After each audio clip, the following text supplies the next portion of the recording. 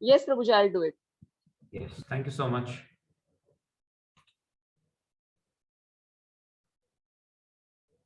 Okay, so we're moving ahead. Last time where we stopped, we're going to take it ahead. So now we're at that juncture where Prabhupada had the heart attack and he was unwell. And today we're going to basically discuss three distinct topics. Okay, one was the short visit that Prabhupada had to India and to recover from the illness, and then what he did in India.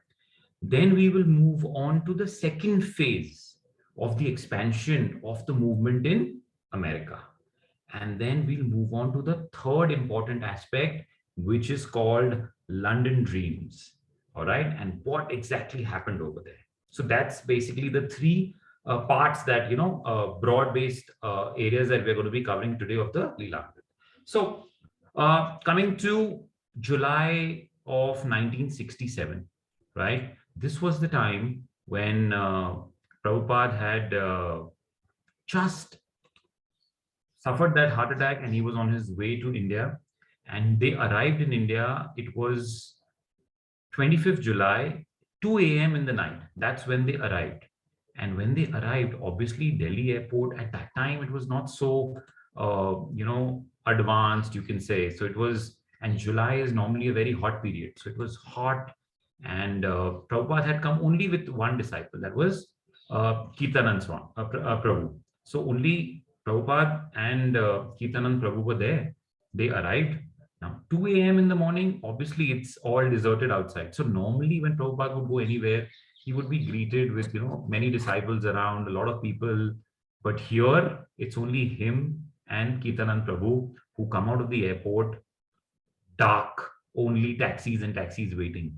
So they get themselves a taxi and they move towards Radha Krishna temple, the one that is at Chippiwada. That is where Prabhupada started, So they called a taxi and they were moving towards, from the airport towards the Radha Krishna temple.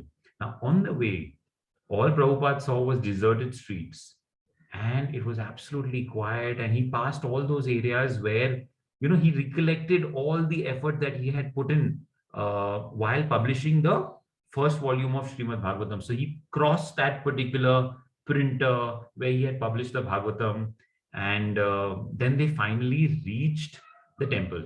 Now, you know what Prabhupada removed from his pocket? He removed the same 40 rupees that he had gone to America with, and he came back with that. Yes.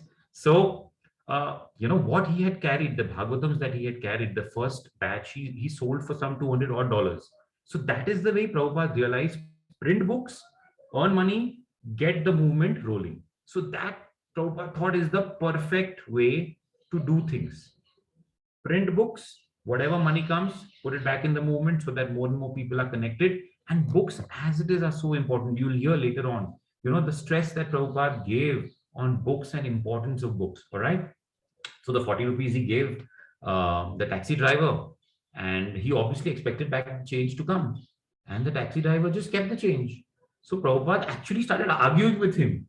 And the disciple is quite shocked. And then Prabhupada looks at him and he says, "It's Krishna's money.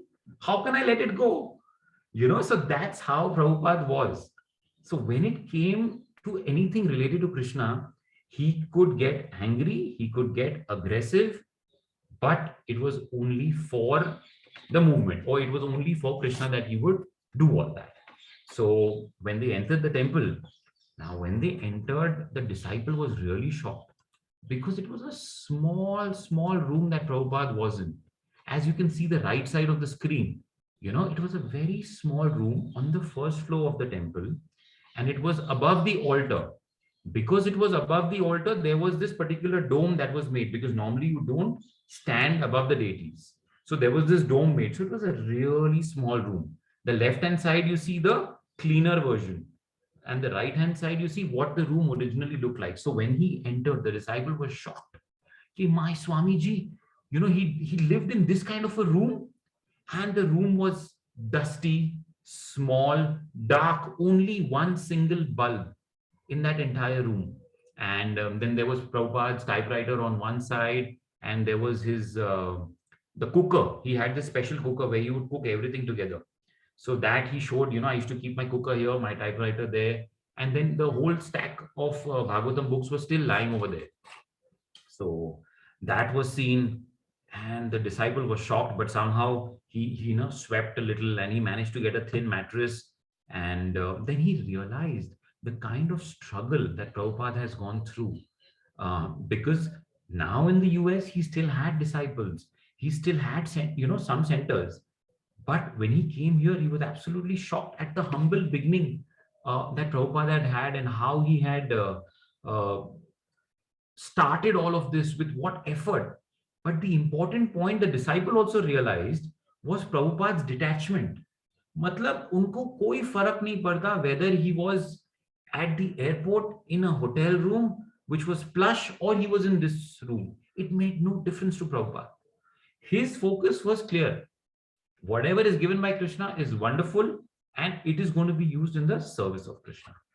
So I'll tell you one incident that comes to my mind. So this very beautiful temple was made in Detroit, very expensive temple. It was made by 50% contribution by Alfred Ford, that's grandson of the Ford founder, and another lady who contributed 50%. So it was a lakeside temple, mansion converted into a temple.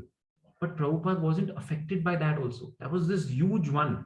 For him, that and this room is the same. Ultimately, it's going to be used in service of Krishna. So the next day, two Ayurvedic doctors came and, they checked Prabhupada. And then basically they came to the conclusion that Prabhupada is fine. So there's nothing to worry. But the danger has passed, but he needs to recoup.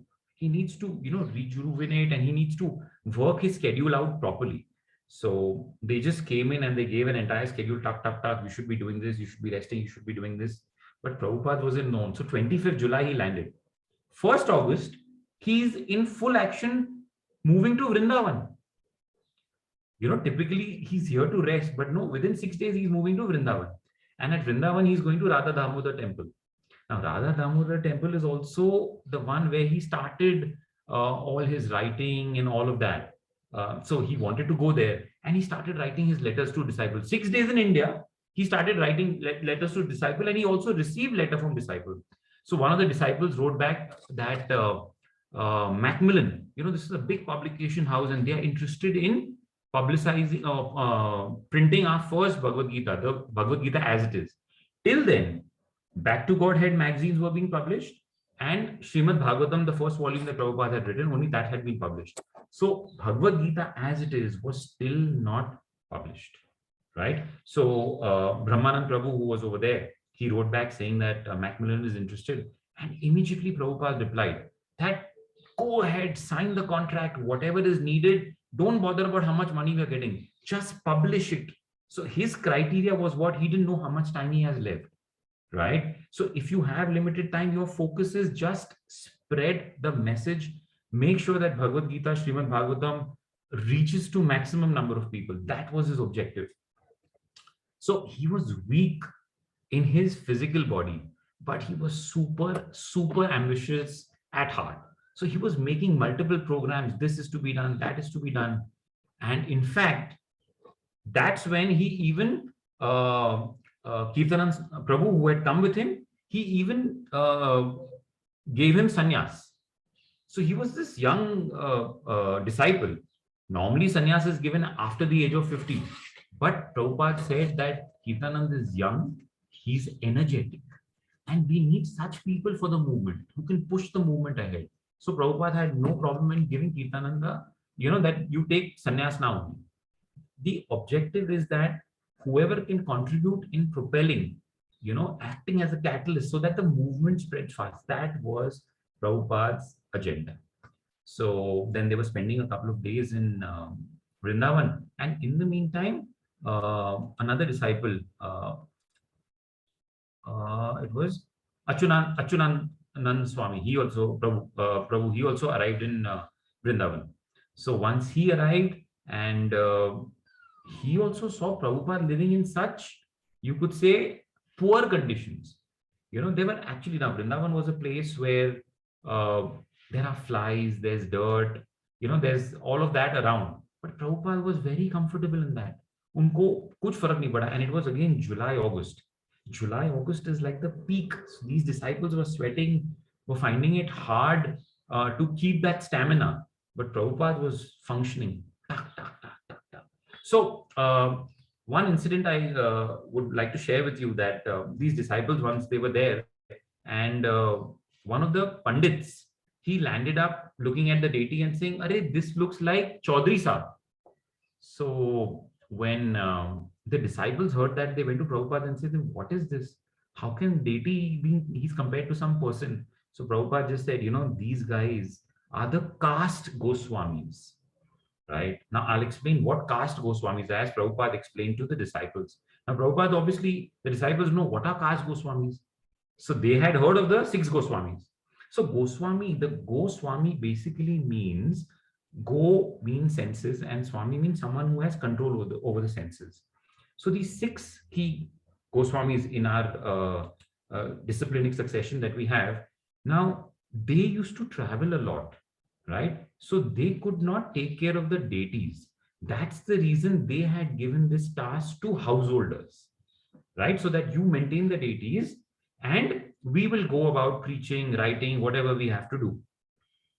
But what happened over a period of time, that these householders, their subsequent generations, they by birth were pandits or brahmins, as you can say, but they didn't understand the what brahmins are supposed to do. In fact, they didn't even want to share the Vedic system, because they thought that agar someone else will understand all this, to hum kya karenge? For them, it was a business. That is why they were called caste Goswamis, because they are the ones who actually, this beautiful caste system that we had, where everyone had an equal position. It was not higher or lower.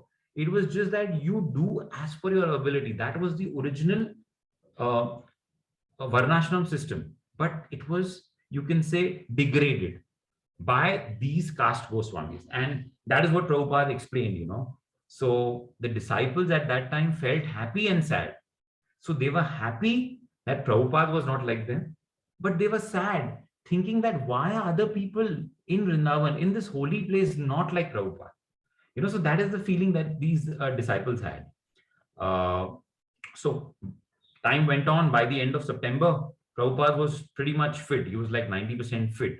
So, and he went on writing and writing and writing. His focus was writing. He always had that, if I just get one or two sincere people who can just help me do this, that's it. That's my focus. Books are the basis. Prabhupada said this very often, that even if all the temples are destroyed, right? Like in the past, we've had invaders, Muhammad of Ghazni, Aurangzeb, this, that, who destroyed temples, right?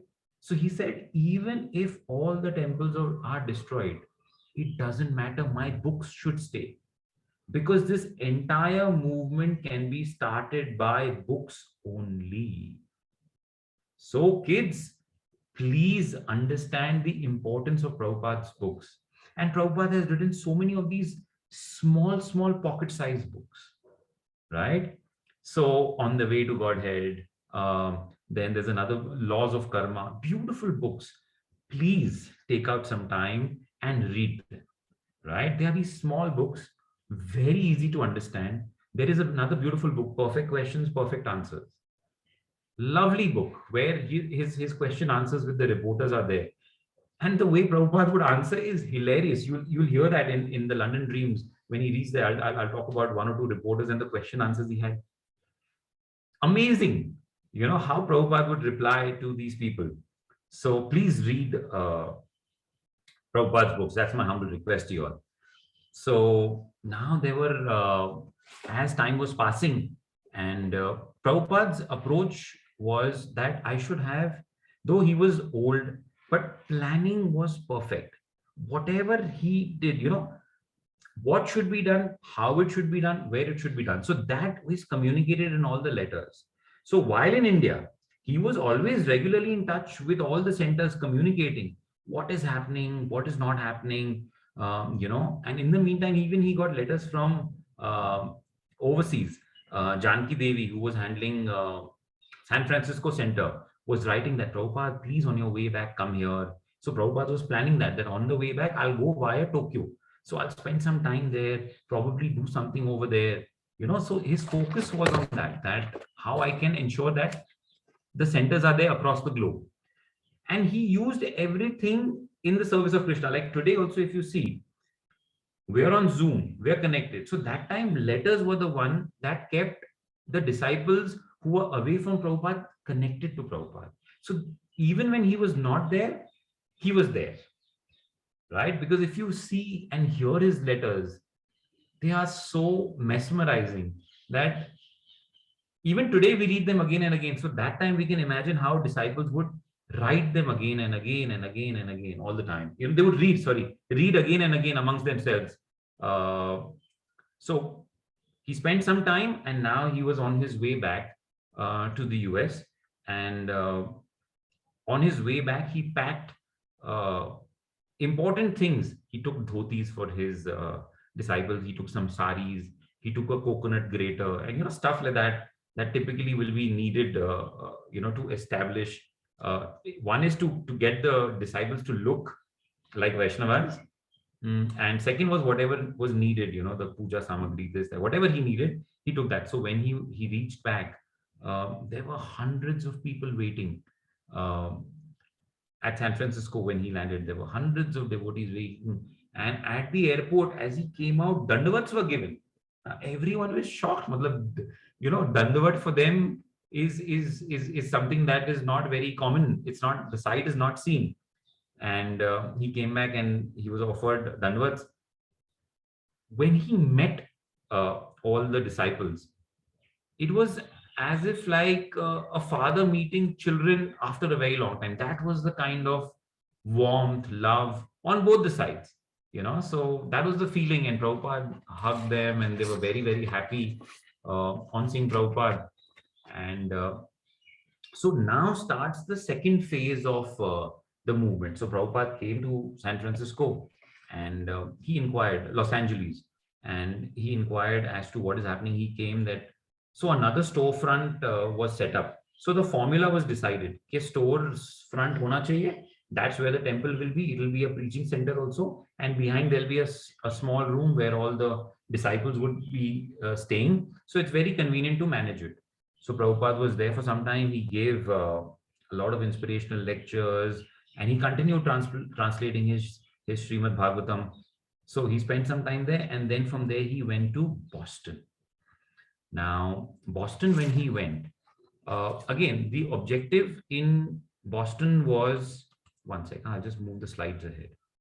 So the objective again in Boston was to see how the center is coming up, what is happening over here. Sorry, I forgot to show you earlier. These are the kind of letters he would write. Yeah. So once in Boston, again, it was a beautiful storefront. And over here also, what he essentially did was, this was the place where Prabhupada got that title of Prabhupada. So earlier, everybody called him Swamiji. So one day it so happened that one of the disciples came and he was talking about his wife, and he referred to his wife as G, Govind G, or that was the name, I think. He referred to her as G. And Prabhupada said, G is not the right way to address. So the other disciple suddenly said, but Swamiji, we to call you Swamiji. Prabhupada said, doesn't matter, it's okay.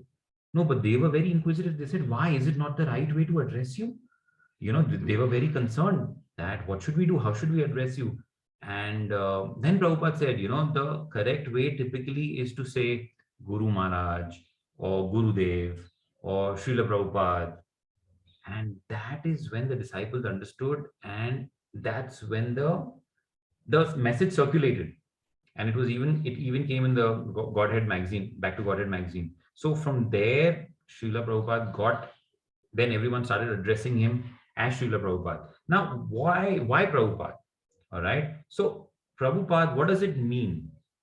It means someone who's at Prabhu and Pad. So Prabhu is the Lord, and Pada means someone who's at the feet of the Lord. So typically you can understand it in two ways.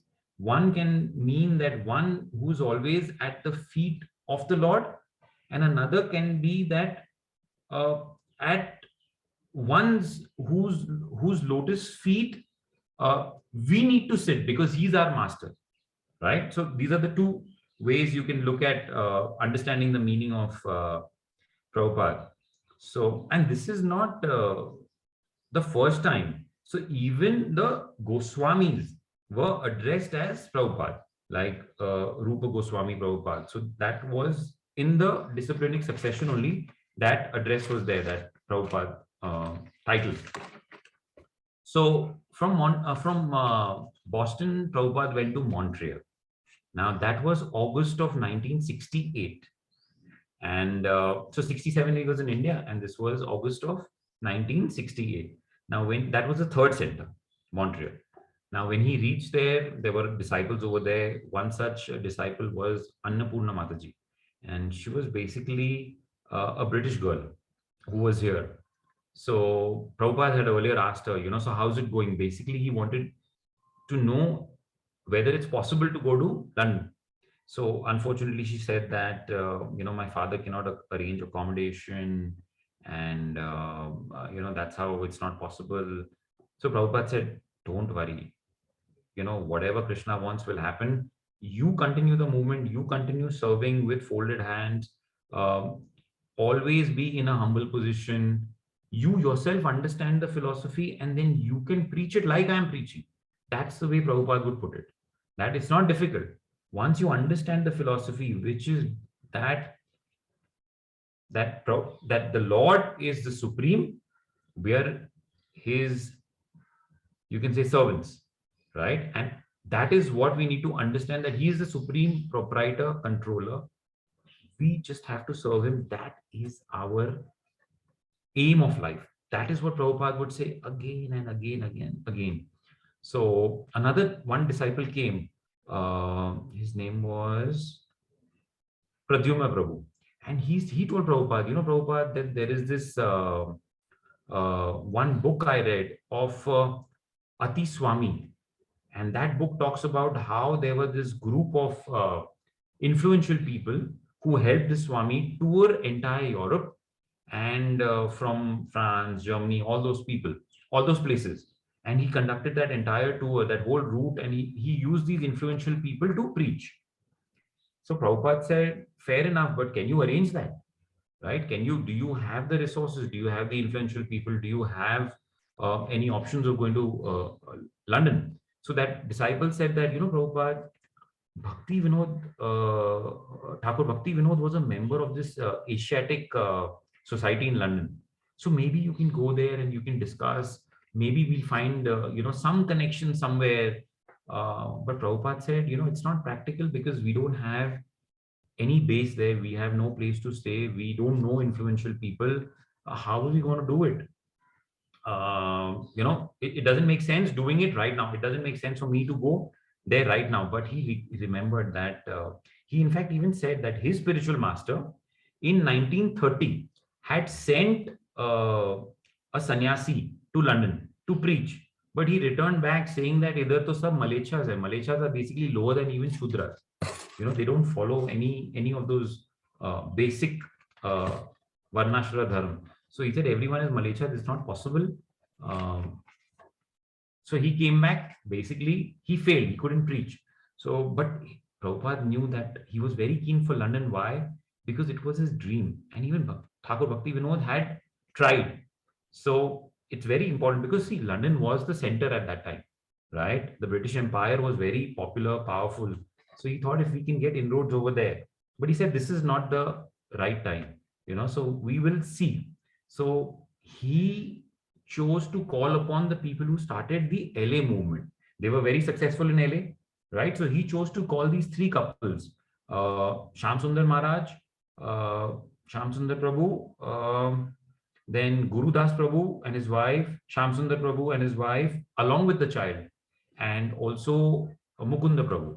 So they were chosen because they had established the LA center very beautifully, and they did well. So he said we will send them over there, and then we'll take it forward. Let's see, let them go over there. So that was his plan. Now, what we need to understand over here is that there is a time for everything. All right. And it is when the spiritual master's blessings come that we can overcome the shortcomings that we have. So we need to understand that, like, we accept our real father and we serve him. If we serve the spiritual master, that is actually the true essence of spiritual life, that you have to serve your spiritual master. And these disciples were doing exactly that. Exactly that. Prabhupada, in fact, used to quote some verses from the Bible also. One such verse, thing that he had quoted from the Bible is that Christ would say, I have not come here, I have come here not to establish only peace. I have come here to connect father and son. So basically, what that meant was that he was also wanting that everyone should realize the Supreme Lord and that we are all parts and parcel of the Lord. So Prabhupada would take these lines and repeat very often from the Bible also, because that was something that the disciples had heard of and could connect to, you know. So now, then he chose these three couples uh, who were who had established the LA Center. Now, time was passing by, and see, at that time, it was like everything took time because of the lack of resources and not having everything perfectly set. So he said, these are the three disciples I'm going to do, and in the meantime he continued his tour further. So he went to New York. He went back to New York after nearly 7-8 months, and he went and he took progress over there, gave a couple of lectures. Then from New York he went to Buffalo, and over there also continued preaching, continued doing his sessions, continued writing the Srimad Bhagavatam. And when he went there, Brahmanand Prabhu would show him, that now as time progressed, now they had 15 centers. And when Prabhupada heard that, he was very glad. He said, it's really not difficult. Each of you, whoever was sitting there, each of you can easily set up a center. What is there? In setting up, it's not difficult. Our philosophy is ready. Once you understand the philosophy, you can, once it's in you, you can explain it better and you can spread the message to everyone. So it's not really difficult. So that's what Prabhupada told them. And from Buffalo, then he did. See, Prabhupada had two key ambitions. One was, of course, setting up centers, but one more ambition of his was uh, one was London. So he had that plan. The three couples will go to London. Another plan that he had was that he wanted two things. One was training intelligent people to become brahmanas, preach, and the second was to establish communities, farm communities. So that is what happened now. Before London, he was driving through and suddenly the car broke down. And when the car broke down, he looked around and they were in this forest. And that's where Prabhupada just decided to say, this is New Vrindavan. And all the disciples are shocked. What is Prabhupada saying? What new Vrindavan? Then Prabhupada explained that we need to establish farm communities. Now, what exactly is farm communities? It is basically going back to your roots. That means simple living, high thinking. Work with the basics, grow your own food, right? Make your own cloth. For electricity, you have cow dung, which works as a perfect fuel. So go back to the basics. If you go back to the basics, that is when you will have better connection, and when your needs and when your requirements are very limited, your focus is more, and that's when you get more of spiritual growth. So along with making brahmanas, having farm communities was also Prabhupada's agenda, and that's where he decided. He said this place is going to be New Vrindavan. And then they went on there and they discussed, they met people over there, and there was this huge place this person owned, and they went on to negotiating and then acquiring place. So it was a forest, right? There was no electricity, nothing. And Prabhupada taught his disciples that you can survive even over here, right? And the disciples understood that once you have the grace of the spiritual master, nothing is really difficult. So, in the cold, where you need heaters and where you need, to keep yourself warm in a place like that in a forest, there was nothing. There was just nothing. And Prabhupada, by his own example, showed his disciples that if a 70-year-old can survive this harsh winter, why can't you survive? What is so difficult? It is not really difficult. And so the after that, new Vrindavan was set up. Some disciples were kept there, and then Prabhupada went on further. He called these six disciples, as I told you, and these three couples, six disciples along with the baby, right? And these people were so surrendered. They knew when they go to London, they will not have any association. They don't have a place to stay. Foreigners are not even going to get a job over there. You're not foreigners in London when they arrived, they could not even do a job. Winter time, okay, harsh conditions, but no questions asked. They just decided to follow blindly the instructions of Prabhupada. Now, when they reached there, obviously the conditions were harsh. It's not simple, right? So Prabhupada, before going, he had told them so that how to preach. So Prabhupada explained, that what is basically needed is the right attitude to preach. And Prabhupada said you should go for the rhino, like a hunter. What he does is he goes for the rhino, which is like a prized, you can say a possession or a prized hit. So Prabhupada would say, when you're talking about preaching, go for the rhino and dream big. Okay, you're not comparing with anyone. See, what will happen if you dream big? Your dreams are so big, even if it fails, everyone will say, "Arey yaar, well tried, you did well at least." So if you aim for the sky, you land on the roof, right? So Prabhupada always said, dream big, go for the rhino, and explain them how to preach, what is to be done. And these six disciples landed in London. Now, cold. There's a little baby, you can say, they were with, and no place to stay, no job, whatever little money that they had. So somehow they managed to stay in different places, and then they would come together. And so their objective was what? Their objective was to try and do that strategy, get some influential people, right? If some influential people are involved, A, they will help, B, they'll be able to provide resources and popularity, both the things they'll be able to do. So at that time, the Beatles were very famous. So Shyam Sundar Prabhu's target was Apple Studio.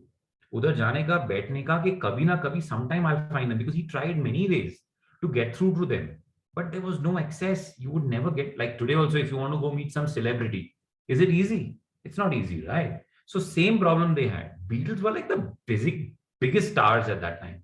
So he found that he tried. Okay, I'll tell you one incident before I go on to the Beatles story.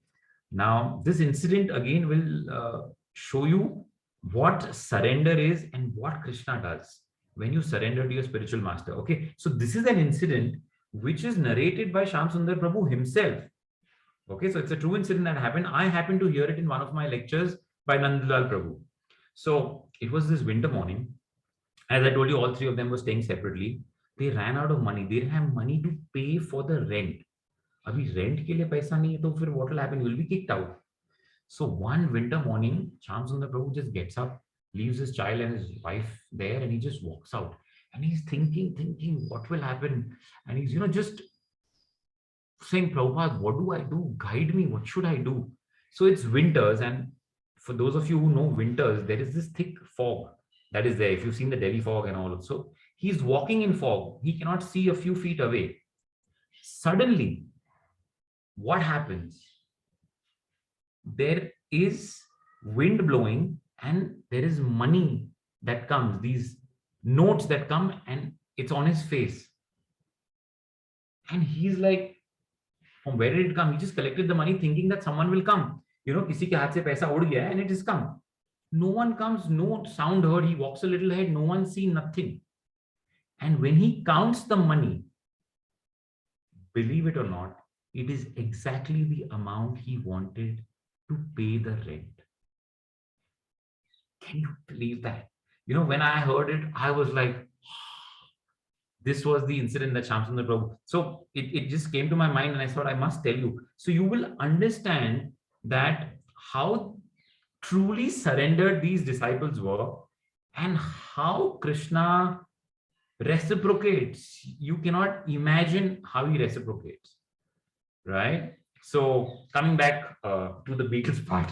So he was at the Beatles office, Apple, every day he would go, and so many attempts. Suddenly one fine day, the big break comes. So he's sitting at the lobby and George Harrison walks out. And when he sees him, he just runs to him. And George Harrison, looking at him, tells him, you know what? Where have you guys been? I have been looking for you. And Shamsundar Prabhu is like, what? Am I dreaming or am I not hearing right? He's looking for me. I've been looking for him. And then George Harrison tells him, I've been wanting to connect with you guys. When we were at the Greek islands, I was humming the Hare Krishna tune. I so love it, and this and that. And I've been to India. And so then he started narrating, that he's been to India. And so the people that he met in India were the impersonalists, so their philosophy was different. So he understood that Prabhupada, he knew that these people are not what I met in India. Because in India, the philosophy of impersonalists was what, you disconnect. Means don't be attached to anything. So, for example, for them, those impersonalists would say, it's okay if you smoke. It's okay if you drink once a while, but don't be attached to it. So he understood that these people are like, they have strict vows. They don't even have tea, coffee. Forget anything else. So he understood that. And he said, I want to help you, and then the next day he introduced them to the rest of the band, John and Paul, and the entire gang of the Beatles. And so then they started talking and moving ahead, okay, what we should do. So by that time, George Harrison was such a figure who all these, you can call them hippies, would look up to, because he was the one who was like them. He was promoting whatever he said made sense to them. So his George Harrison's albums, Living in the Material World, and My Sweet Lord, these were the ones that were doing really well. He had come out with a lot of albums earlier also, and they were really appreciated. So they were leaders, they were people who everyone looked up to, right? So, and Prabhupada has also said, if we can get someone like the Beatles, we will create a, you can say, a storm in our movement. So then they sat discussing, and George Harrison said that, look, rather than we coming up with something, it's better that we will produce an album, but you guys go ahead and sing. All right. So that was the plan. Why? So that the money comes directly to you, right? You need funds. I will do that, but we'll produce the album for you. But you go ahead and do the singing. So that whole plan was made. George decided to do the organ. Paul and his wife, they decided to sit on the console. Then Mukunda Prabhu was doing the mridanga. Yamuna Mataji, she was the lead singer. Now Yamuna Mataji is the same. If you've been to the temples, Govindam Adi Purusham, that is sung by Yamuna Mataji. So she took the lead, and Shamsundar Prabhu was backing in the chorus, and there was a whole group. So that album was recorded. On one side, they recorded the Hare Krishna, the main Mahamantra, and on the backside, they recorded prayers to the Goswami, Srila Prabhupada, and all of that. So now, while all this was happening, the Beatles were interacting with the devotees. So they realized that these people are very sincere and they really love their guru. So, and they have no place to stay. They would understand, that They are staying separately, this, that. So John came up with a proposal. He had this huge estate in the center of the city, and he had these four outhouses. You can say like servant quarters. So he said, you know what? I need to do up my house. So why don't we do like a barter deal? You stay in these quarters that I have and help me do my house up. So the devotees immediately agreed. They said, yeah, yeah, perfect, because they wanted Prabhupada to come. And if they for Prabhupada to come, they wanted a place, where they can have a little uh, clean, nice place for him to stay. And plus, they could do their lectures, and they could have an altar and all of that. So that was decided. John Lennon and devotee struck that barter deal. You do this for me, and in return, I will give you accommodation. Now, in the meanwhile, the album was ready for launch.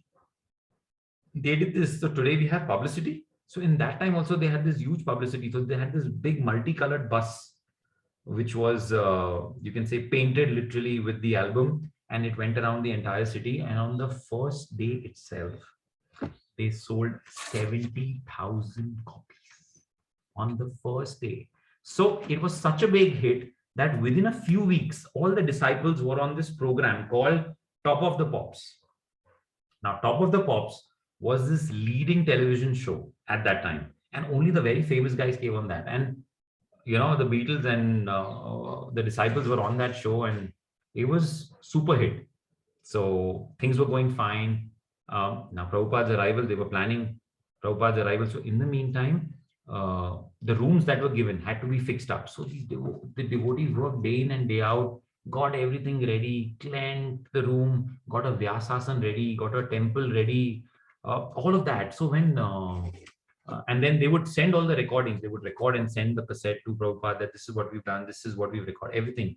So when they were sending one such cassette, they asked John, any message you want to give to Swamiji, Prabhupada? And John said, he just smiled and he said, I want to know the secret from Prabhupada, that how his followers are so devoted to him. He was surprised that how can someone be so devoted, and he knew na aisa to nahi ki koi paisa mil raha hai. No salary, no big money going into their bank account, nothing. They are living basic, simple life, but still so devoted, still so, you can say, loving, connected, all of that with Prabhupada. So he was really surprised. Okay, how is this happening? He wanted to know that secret. So anyway, so all those arrangements were being made, and so basically, if you have faith in the Lord and your spiritual master, I think everything just falls into place. Everything just falls. So who would have imagined, right, that the Beatles, who they wanted to get in touch with, will come samne se and say, "Arey, I'm looking for you." Who would have imagined that, right? Who would have imagined that they would get a place in the center of main London, right? Now, everything started falling in place just 2 months before the arrival of Prabhupada. And finally, the day came when Prabhupada came, and Lufthansa and Apple, they made sure that perfect arrangement was there. And at Heathrow, there was a limousine which went to pick Prabhupada. And hundreds of these disciples, he came straight to the VIP counter, no customs, nothing, straight to the car. And when he came out, so many people doing dandavats to him. And by then, the reporters and all were also there. They were shocked. And when they saw all that, they went to Prabhupada, and then the question answer started. Now, the question answers are always interesting of Prabhupada. So the reporters would ask him, "Do you get such such kind of grand welcome everywhere, and is it common?" He said, "Yeah, I'm wherever my disciples are there." And then he quoted that, Rath Yatra we did in LA, 10,000 people had followed. That is what it is. And then Prabhupada, then the reporter asked him, "Actually, Swamiji, what do you try to teach?" And Prabhupada smiled and replied, "I am teaching what you have forgotten." And the reporter is taken back, like, "What are you saying?" I mean, he said, "What do you mean?" He said, "God, you've forgotten God." And, when he asked him, "What's that?" He said, "God, you've forgotten God." And he said, that is the basis of our problem.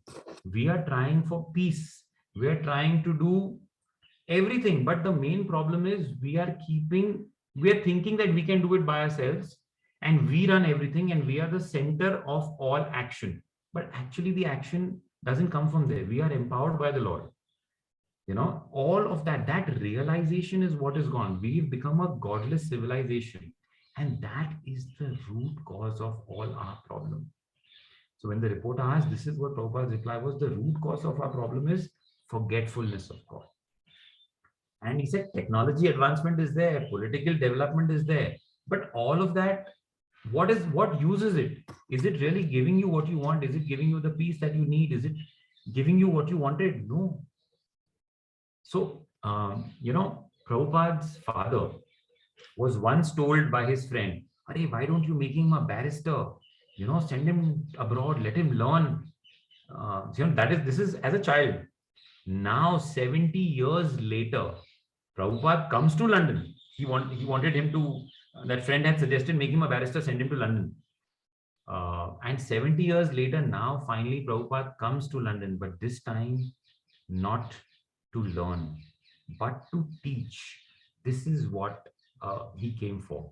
And as I told you, he was given this grand reception and limousine and this and that, but Prabhupada was not affected. Whether it's a hut, as we saw in the temples of Vrindavan and Delhi, or whether it was a limousine, kuch farak nahi padta. That was yukt vairagya, where it doesn't matter what is there as long as it is used in the service of Krishna. That is what is critical. See, material things don't give us happiness. They can give us chapal sukha, means for some time. The graph is like that, up and down. You'll feel that happiness, but it will come and it will go. You won't even come to know. So, devotee, what he prays for is not material things. Give me this, give me that. He basically prays that in whatever condition you keep me, my Lord, I should always remember you. I should never be in forgetfulness of you, because that is real downfall. If you forget the Lord, that is real downfall, because we are eternal, the Lord is eternal, right? Everything else around us which we see is material. It has a life. It could be few minutes, few years, or few hundred years, or few thousand years, whatever it may be. Now that is what the devotee prays for. Now, even if you see Prabhupada, when he got heart attacks, right? And he got a couple of them. So he didn't think of his family. He didn't think of praying to the Lord, "Arey, meko theek kar do, ye kar do." He didn't pray any of that. His prayers were clear, that empower me to fulfill the dream of my Guru Maharaj. That is what Prabhupada asked for. So anyway, coming further, then finally Prabhupada came and he settled there. He was staying, as I told you, in John's mansion, the rooms that were given to them. So then the first interaction came between Prabhupada and George Harrison, John Lennon, all of them. They came together and they were discussing. So Prabhupada first said, from the Bhagavad Gita, it is there, that whatever great leaders do, ordinary people follow. Now, what was the reason for saying that? The reason for saying that, Prabhupada was basically saying that you all are famous, you all are, you'll have that popularity, use it in the right thing. And then Prabhupada explained that by then, the Beatles, in their songs, what were they wanting? They were wanting peace, right? They were wanting world peace. They were wanting everyone to be happy. That was the message. So the message was similar. He said, but world peace, how is it possible? Prabhupada said the peace formula is when you think and accept that the Lord is the proprietor of everything. That is the real peace formula. And what we have come here for is to rekindle that love that is there in everyone's heart. So you all are big, you all are popular. Why don't you help us through your popularity preach this movement? And he said that, why don't you try it first? You understand the philosophy yourself. If you feel it is right, then go ahead and do it. It's like how you test drive a car. You take a car, you go for a test drive. If you like it, then you decide to buy it. That's exactly what Prabhupada told John and George, that try, hear the philosophy, understand it. And if you think it makes sense to you, it's logical, then you go ahead and preach that particular philosophy. So that is what Prabhupada's proposal was. And he said, does it make sense or no? And then John and George just looked at each other and they smiled. He said, no problem, think over it. See, whatever you have, understand that it is temporary. So then he gave the example of the American President Kennedy. He said, big man, popular president. What happened? 1 minute he's shot. Now where is he? Is he happy? So those are the kind of questions that really, it's like they wake anybody up from their slumber, right? And then John told him that I have read the Bhagavad Gita. He said, you read the Bhagavad Gita as it is. Don't read a commentary. So because there are so many commentaries on the Bhagavad Gita, that is somebody's understanding of it, right? And they give a comment on it. Osho's given one, someone else has given one, but that's not the right way to understand. The right way is as it is. Means what Krishna said, that is being understood as it is. So that's what Prabhupada told. So John was also keen, but a lot of John's friends would tell him, no, don't do it. You're going out of your way to help the Swami, this, that. So he would help, but he stayed a little back. But George Harrison actually, he's even written in his interviews, he's even said that he just loved, and he actually wanted to do so much more after meeting Prabhupada, because he just loved the way Prabhupada spoke, how humble he was, how he was always looking at serving everyone, and it was that sincerity showed on his face, and the way he spoke, the way his actions. So he actually fell in love, with Prabhupada, and that's where he went out of his way, and he did whatever best he could to help. And this was the real big break that the movement had in London. And what happened further, we will understand later. We are coming to the end of our session. We have time just till 6. So in the meantime, anyone has any questions related to today's session? Okay, any doubts or any questions or any comment related to today's session, you can please let me know and raise your hand so I can understand and I can unmute you, or I can take Daksha Mataji's help to unmute you. Anyone, you can put in the chat box if you have any questions pertaining to today's session, and then we will move ahead in our Leelamrit next week. So I'll just wait a minute in case anyone has anything to ask. Okay. You've raised your hand. 1 minute. Huh? Raghavendra has raised his hand. 1 minute, Raghavendra Prasad. I'll just try and unmute you. Okay. You can please unmute yourself and go ahead with your question. Raghavendra Prasad, you can please unmute yourself. Rohan. Okay, now you've changed your name to Rohan. Please, yeah, if you log in with your right name, I can chat. I'm sorry. Yes, Rohan, go ahead. What's your question? Be a little loud, please.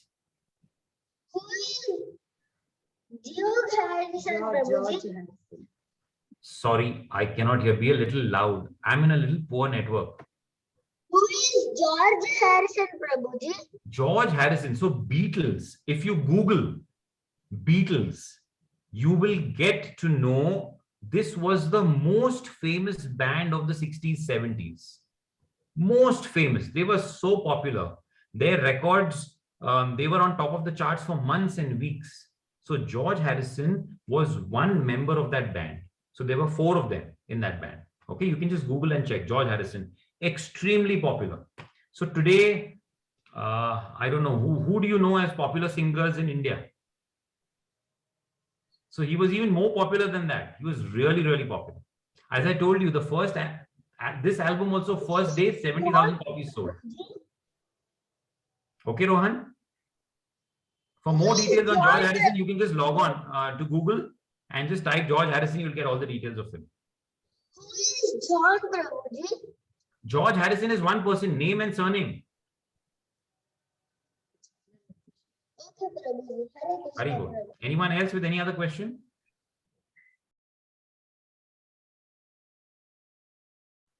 Jui, are you typing in something? You can raise your hand. You can, no? Gaurav, any question?